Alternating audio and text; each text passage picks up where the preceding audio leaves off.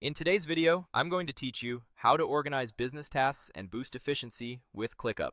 By the end, you'll have a clean, reliable system for managing your business work using a ready-made template and the most useful views in ClickUp. Start by opening your browser and heading to ClickUp's website. On the sign-in page, choose Continue with Google, then select the Google account you use for work. If your organization manages accounts, make sure you're using the right one so your access and data stay in the correct workspace. Once you're in, choose the business space you want to organize. A space is your high-level container, so picking the right one keeps your structure tidy and easy for the team to find. Inside that space, click the plus icon to add new work. Instead of starting from scratch, open Templates. In the template window, search for the word Business. You'll see a range of options tailored to operations, directories, and workflows. Take a moment to scan the template description so you understand what comes pre-configured, things like statuses, custom fields, and built-in views.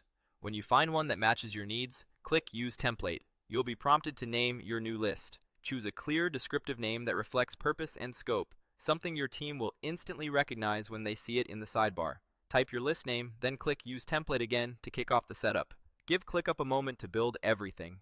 You'll see items, fields, and views appear. Let it finish before you move on so nothing is missed.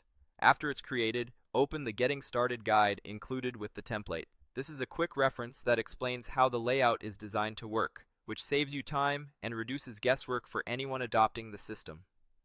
Next, open the Business Directory form.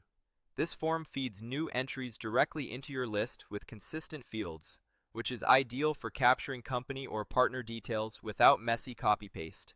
It keeps data standardized from the start. Go to the directory list view to organize your records.